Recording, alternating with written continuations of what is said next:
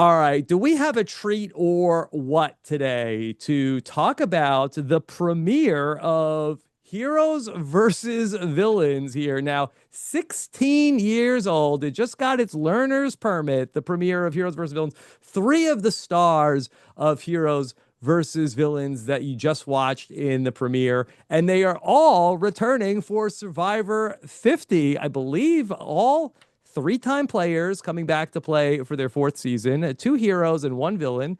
From the Heroes tribe, it's Stephenie LaGrossa. Stephenie, how are you? I'm good. Thanks for having me, Rob. Hi. Very excited to get the chance to talk to you today. And if you're watching on the video, Stephenie is taking some time away from of watching a volleyball game.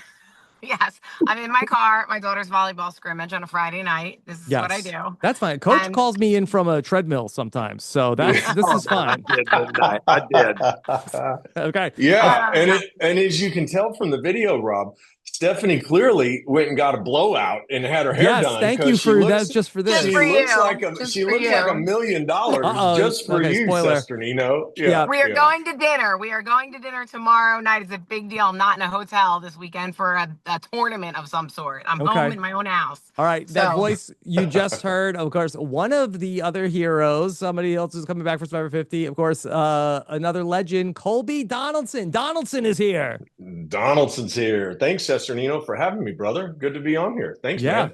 Yes. All right. Let's go. And then, of course, the man who got credit for the name of this episode, Slay Everyone, Trust No One, the great Dragonslayer who's returning. Coach Wade, Coach, how are you? So good, my man. woo! How about you? Doing fantastic. This is such a thrill for me to get the chance to talk to all of you about one of these classic episodes that they are giving us a little appetizer to get ready for the big premiere of Survivor 50. What was this like for you all to go down memory lane and watch some of this old stuff before we get to the new stuff? Steph, you want to take it? And this is one of my least favorite seasons, for obvious Yes. reasons. But it sounded all well and good until I got out there, and a certain Yeah. couple people didn't really love me and got rid of me very early. But that truly was a legendary cast that I got to be a part of, and it really was a great season. So, yeah, that's all I'll say about that right now. Okay. And for Stephenie, it must have been such a thrill for you to get the chance to come back and come, after a season that was a down note in your Survivor career, to get the chance to have some redemption after Heroes versus Villains. I bet that that was like really cool for you. Really, it was. I mean, 16 years later, I never would have thought, I'd ever be back out there. But to be able to go out there for a monumental season, season 50, to be asked, it was such an Yeah. honor. And, I truly felt I still have it a little bit, and I got something to prove here. So I got out there, and, I'm ready to kick some butt. So we'll Okay. see. All right. Speaking of kicking butt, as soon as they announced the cast for Survivor 50, that there was some talk about, hey, oh, wow, look at this. Coach and Colby are going to be reunited after, of course, the epic match that they had to kick off one of the big moments from the episode to kick off Survivor Heroes versus Villains. Have you two reminisced at all about the battle on the mat? I'll take We this because I know Coach would say the same thing, and the truth is, we haven't, Rob. Coach and I didn't. There was no bad blood, right, Coach, at all, even before that challenge or after. But we haven't really talked about the challenge. One, it's not a real favorite memory of mine to revisit. Why would I want? Why would I want to break open a discussion? So I don't approach Coach about it. But it just look. We both know, he and I know what happened that day, and he owned the day. That was his day, Hmm. and certainly owned me in that challenge. Um, and so that sort of kicked off and started our a bit of a rivalry, but like brothers would have, I think, right? And I think Coach and I um, really wanted to play with Yeah. each other. I don't think Coach and Coach, you respond if it's different than this, but I'm not sure Coach really felt like or thought he should even be on the villain's beach. I think we all know Coach. There's a real hero inside him, and he likes that. And so I think there was a part of him that really wanted to be over on the beach with me and Stephenie and Tom. And boy, would the dynamics have been different if that had been the case. Yeah. But nonetheless, it was humbling, brother, to come out and in the very first challenge after having been absent for years, a decade before, and I get my ass whipped in the very first physical challenge. Not that I didn't lose to Coach in a puzzle or in a mind game. I got my ass kicked in a physical challenge. So you want to find humility and not to take anything away from Coach. So it wasn't as though I underestimated Coach. I just got beat. That's all there is to it. And there's no way for me to explain my way around this. But you might maybe underestimated me just a little bit. But I will say this, first of all, Rob, if you can grab that clip that Colby said, there's a hero inside of Coach and send it to me, it'll be my new ringtone. Anytime I feel down or sad that I was on the villains tribe, I'm just going to play that from Colby. But yeah, there was no animosity. I don't have very many victories in Survivor, right? Physically, I came in, everybody thought, based on my stature that I would be an awesome athlete. I've never really been a great athlete, just historically in life. I was always that guy that had to work, that had to have like great mental acumen and focus in the moment, to be better than anybody else, except for maybe hitting a baseball. My batting average was pretty off the charts because that was just something I could focus on. But, Colby and I in that challenge, it was just great for me to have a victory. The fact that people bring it up all the time, the fact that people make memes about it. I mean, I just love that. I'm going to get as much mileage out of that as possible because, even season 50, Colby shows up, freaking ripped. And I think, for both of these, and I'm not just, kissing her ass, but, Colby looks like maybe he aged about 5 years, Stephenie maybe about 3.5. And I look like I aged 30 years on the beach, like the hair, and you're supposed to go bald or gray, not both at the same time. And hell, I'm going both at the same time. It's crazy. I think you look great, Coach. But like I just was excited to play with him. I mean, the fact that, so Colby, remind me, did they pick the order that we were lined up, or did we just go up there and line up? On 50? No, for Heroes versus Villains, right? No, for season 50. No, for season 50. So Rob, Cesternino, what he's talking about and what was so cool, it's just a badass moment where it all came together for me on 50. Yeah. When the I don't know how much we're allowed to talk about. But this is okay. I'm not going to spoil it. It's the footage Colby is knows. out there. The footage is out there, so everyone can see it. But when the front of the barge drops down and we all come out on the beach and Probst lines us up shoulder to shoulder, single file, Coach, to answer your question, I don't know whether they placed us together or we just happened to end up shoulder to shoulder. But Rob, It was one of the coolest feelings because we gave each other this look, and I think I kind of elbowed him in the shoulder, and he did the same with me. But it was like my brother had landed on the beach. We didn't know if we were going to be in the same tribes. Yeah. We ultimately were not, but it was so good to just see a familiar face, an old school guy, and then to be standing next to him in this epic moment at the very beginning of 50. That's where it really started to sink in and just felt so good. And Coach had the same, cat-shy, mischievous grin on his face that I did. And it was like, game on, let's do this. Yeah, there must be something for the people who are like the old school people where even if like, hey, we were not necessarily best bros way back when, all this time has passed and it's like, hey, I'm thrilled to see you all. These other people, I don't really even know who they are, but at least you're a familiar face. Oh, yeah. Like I never even had a chance to meet Coach, because I never played with him. But I love Coach. I loved him. I loved him from old school seasons. I loved him as a player. I always wanted to play with him. I never really understood why he was even on the Villains tribe.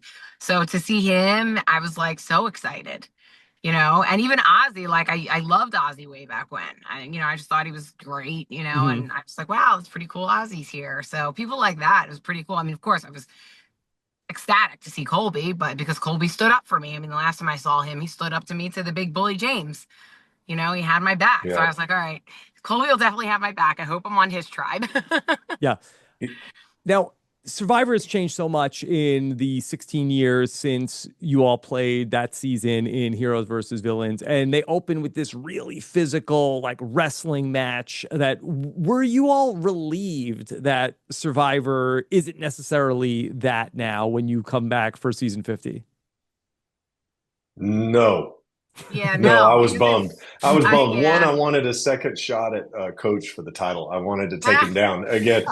Two, We could set here's the that thing. up if you want to do like some sort I of mean, like it would. Survivor UFC I event. I Like was we could hoping. get tickets I going. was wanting. I needed a little redemption just with Coach personally, but also too. This is kind of a behind the scenes things that I don't know the viewers all are aware of, and I don't think Probst would mind me saying this, but he talked to all of us on 50. And Steph and Coach may have known this prior. It was the first time I learned of it. I really hadn't paid attention to it in some of the recent seasons, but there was a real shift in the game and the competition, where they got away from pitting people against each other and having these one-on-one battles, like for instance in Heroes Villains later on in the season when we get on that perch and we're all covered in mud because we had to traipse through the mud to get out to it. We've got the big pillow pads and I owned Boston Rob in that challenge.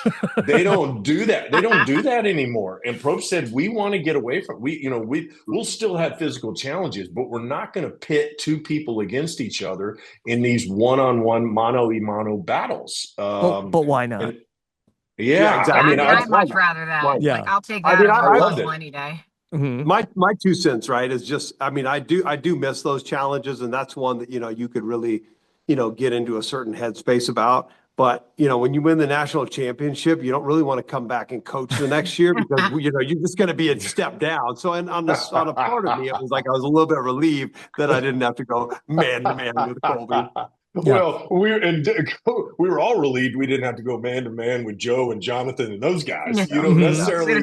Jonathan was there. You don't want to stand across the mat when you've got jousting sticks with a guy like Jonathan, for sure. Yeah. Wait, here's another thing I'm going to drop with Stephenie and Coach weighing in on this. Rob, it was funny to go back and watch Heroes Villains, not having seen it in years, but gosh, it immediately took. Think about this. They don't even allow swimsuits anymore. So you got girls walking around in bikinis. There was some sex appeal back then. Remember, like second episode, they literally. I don't know if I'm supposed to weigh in on this, Colby. They cover They cover us with baby oil and have us run down a slip and slide, and they film us with the Phantom camera in super slow mo. So you see guys as jacked as James, all lathered up, and then you see the girls in their tiny bikinis, and I'm looking at that going, there's no way that shit flies today. Was that There's wrong? no way they would ever any of that. And it was just a completely different time. We were all snuggling in the camps, and now you got to have a bamboo partition in between you.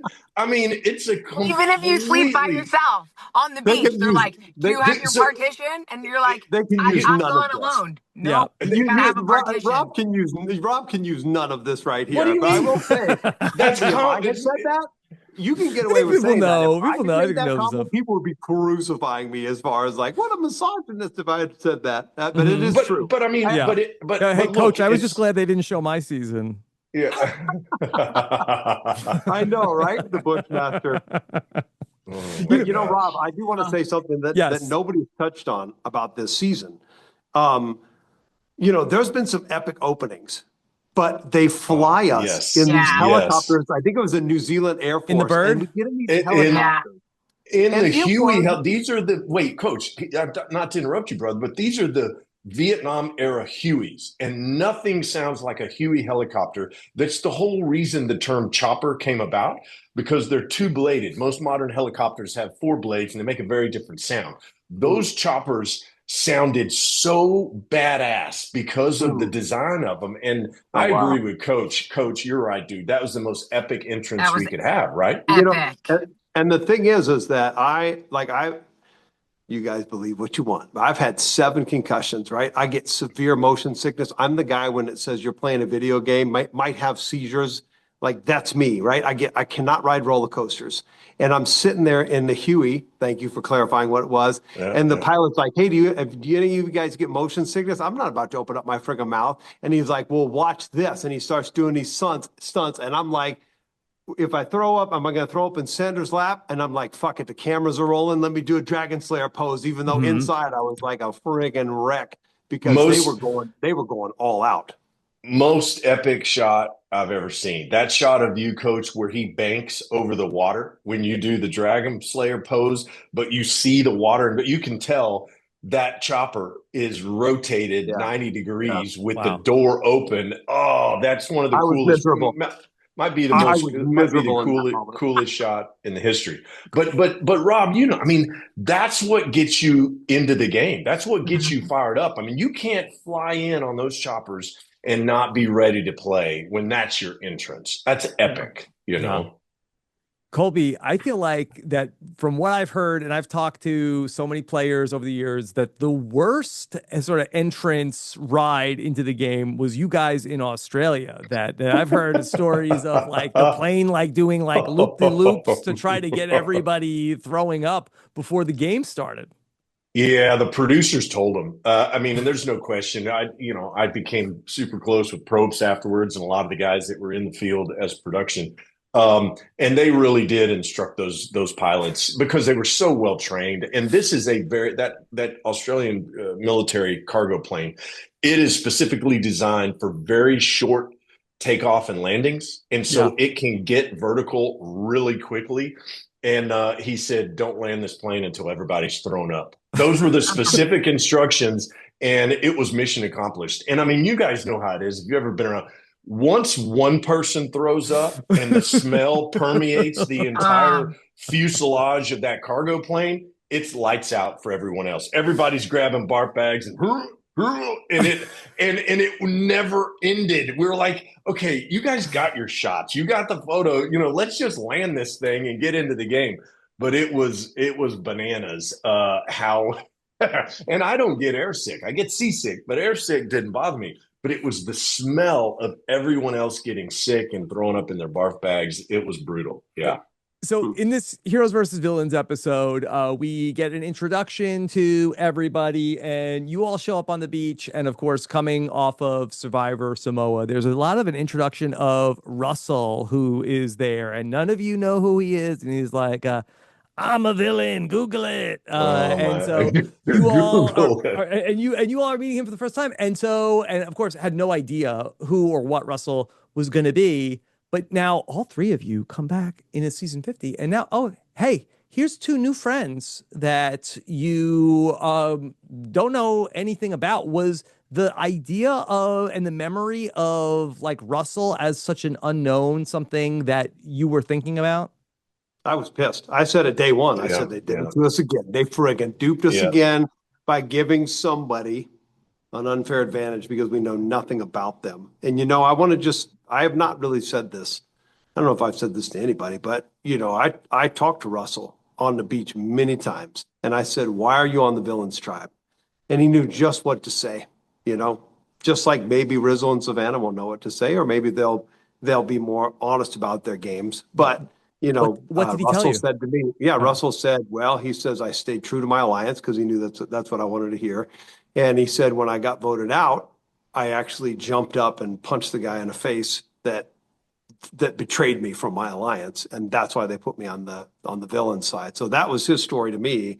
And I thought, wow, man, this guy's honorable enough to, go to blows over his integrity. So anyway, back to your question, it was the same feeling. I looked at my journal the other day and it said, these two have to go first in big capital letters, just because I didn't want to have the wool pulled over my eyes. If the wool's pulled over your eyes because you do it to yourself, that's one thing. But then if there's a wild card out there, but maybe that's what, true fans would say, that's the beauty of the game, because they've never had to live it. Those unknown variables that, Survivor throws at you, I guess you got to be good enough to roll with them.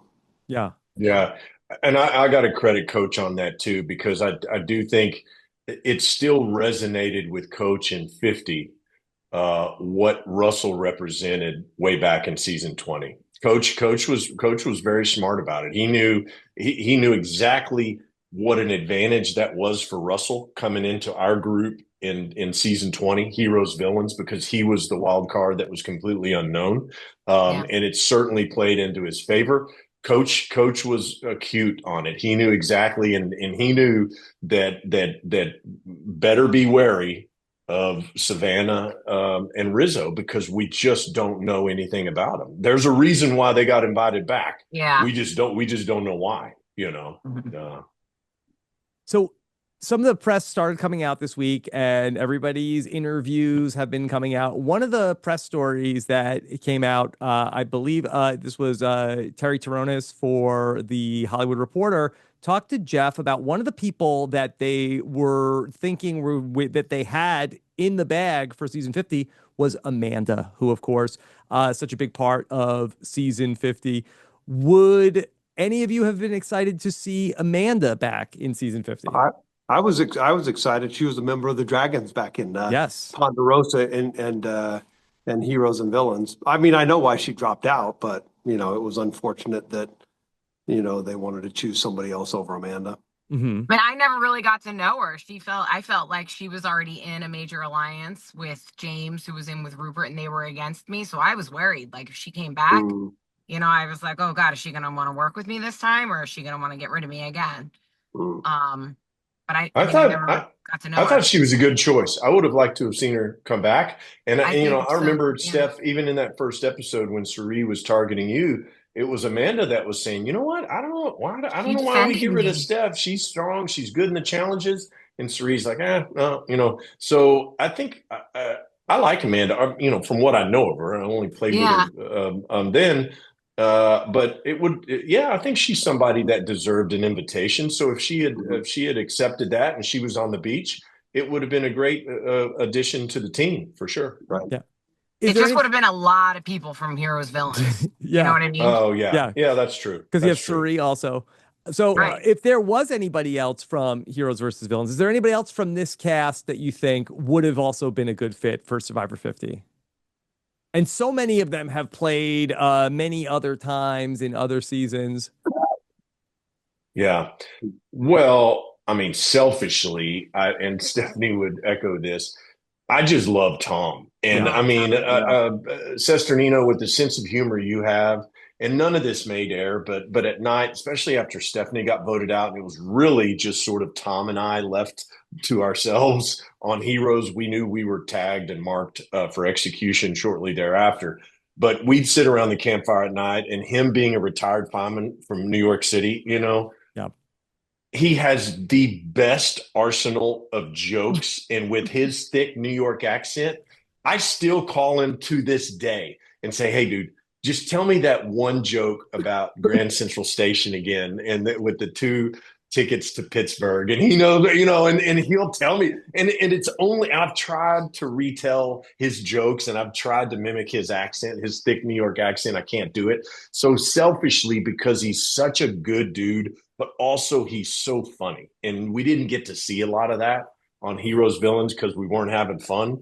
But at night, sitting around the campfire when everyone else was asleep and the cameras weren't rolling, we would just tell jokes. And Tom is just a great dude. I also know Tom, Stephenie, you know him better than I do, but Tom wanted and would have if health would have allowed it. And so it was kind of a bummer, that he's just in a place, and a lot of that came from 9/11 and all the asbestos and everything that he dealt with as a firefighter. It was a shame, but I talked to him on the phone at one point, and he said, Colby, even if they invited me, I couldn't go back. And so that was sort of a bummer for me. Yeah. I think though, like any of the people on Heroes and Villains could have been out there.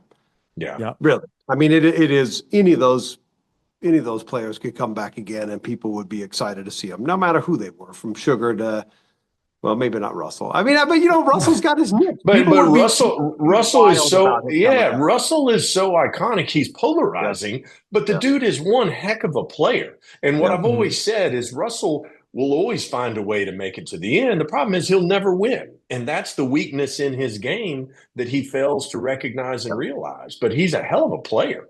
Yeah, I mean, Coach, that Villains Tribe, so many people who, go on to win the show, go on to make the finals. Like, it's really just like incredible, just like the resume of just that Villains Tribe alone. Yeah, I mean, I think it's Coach's golden touch. What I touch in real life, I guess I just don't touch myself because hell, I'm not turning to gold. But I mean, like everybody I'm touching out there goes on to have some heroic, amazing journey for the win. I guess I should have been, doing more stuff personally to myself, in preparation for season 20. Okay, sorry, I'm just sorry. Well, Okay. yeah, look, and you could have, and you could He's like, I obviously gotta go to the volleyball game now. Parvati's, but look, What about Parvati, Jerri? Jerri was pissed. Jerri, I've been on record in a lot of the interviews in Ponderosa saying Jerri deserved to be there. And again, if we're talking about icons, but Colby, that was cool, dude. That was cool, man. Like she's seen that. And even though she's not gonna watch 50, she's boycotting it. She told me, she's even going to a watch party that I'm playing my trumpet at, and she's like, "Well, I'm going to step outside for the episode." But you making that comment consistently, dude, that's like been a lot of healing. I'm telling you, and for her. So hats off to you. I'm glad to hear you say that. I know you're in communication with her. I hope that's the truth, because I know I've heard she was dragging me a little bit, when she found out she wasn't going.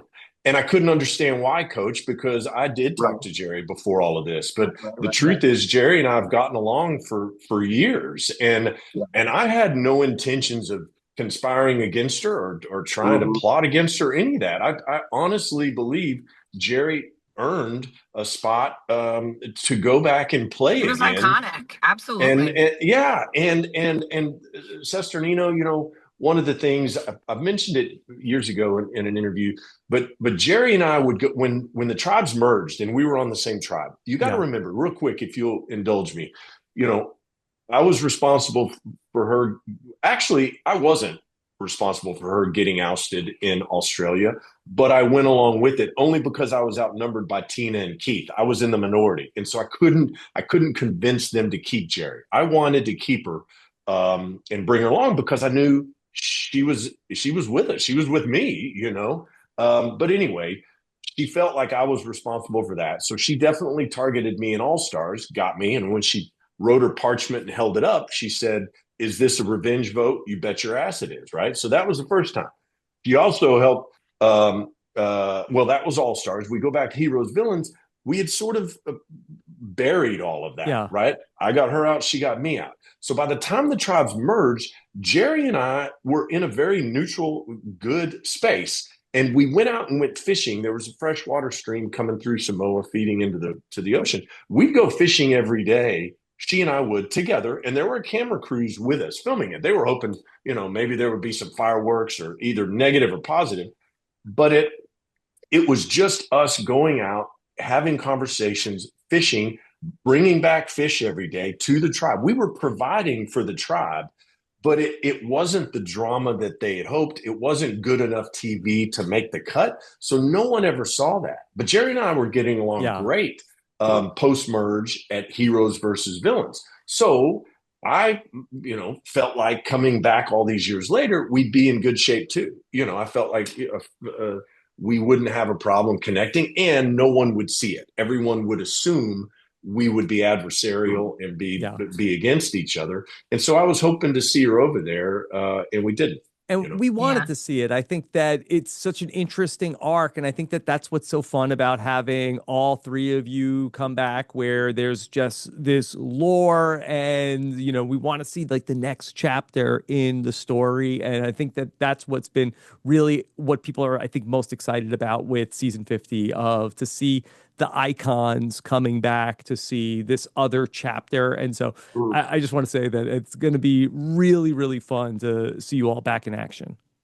Thanks, Rob. Hey, I just want to say one thing, because I know this is basically Rob's exit cue to get us out the room. I want to be I'll stay here all night, but I want to be respectful of everybody's time. I gotta go. I gotta go pick up my kids, but I would be remiss in saying thank you.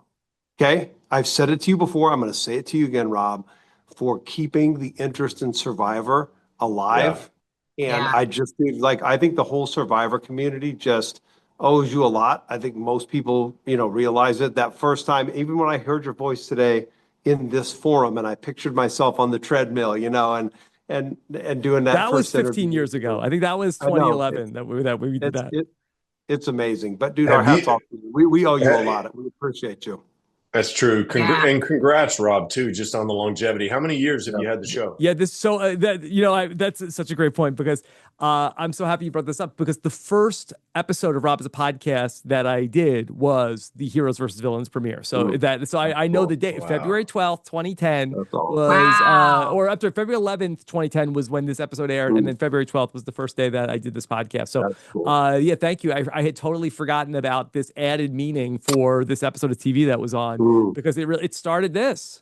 And if it wasn't for Congratulations. That's amazing. you all coming back for Heroes versus Villains, like I probably wouldn't have said, oh, I guess people will want to hear about this.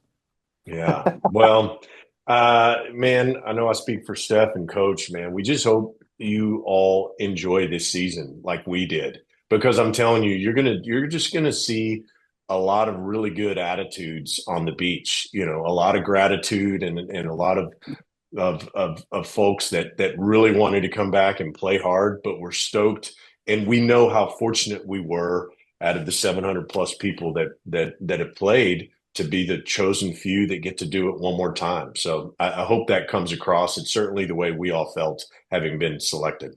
Absolutely. One more question for Stephenie. In the episode, we know your shoulder gets separated. The medics come in. They put it back into place. I've always wondered, is that the real sound or is that a sound effect that we heard in the episode?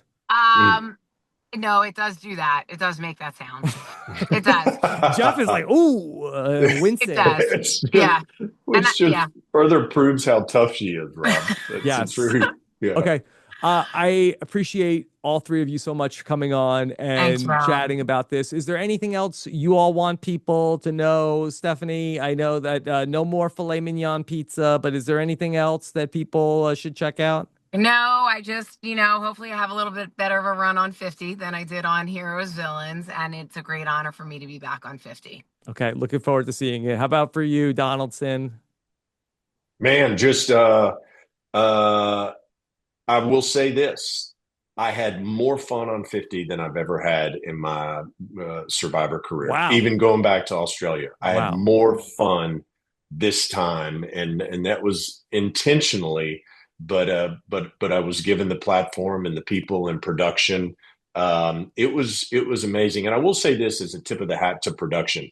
They are far less adversarial than they were back in the old days. And wouldn't you, Coach and Stephenie, agree? That was part of the tension in Heroes Villains. Rob, it was us against them, meaning players and egos against production. Yeah. And it was palpable through the entire thing. It was really bad between, and I don't know why that was, but Jeff has changed the culture on the production side. And we came in with a much better attitude as a group.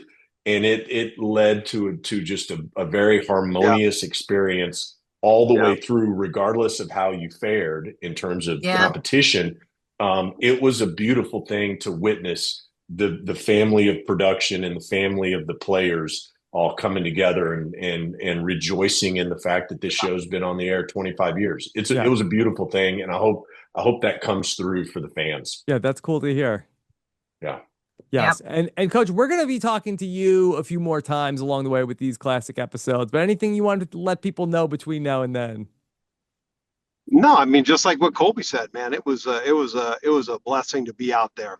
Everybody had their own reasons and agendas, but overall, when they say they want it to be a season of joy, that's what it's going to be.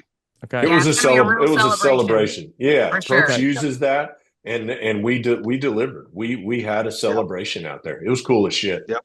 All right. Yeah. Well, this was a joy for me. Thank you all so much for making some time to talk about this. And hopefully we'll talk again soon. But hopefully after some deep runs in Survivor 50. Okay.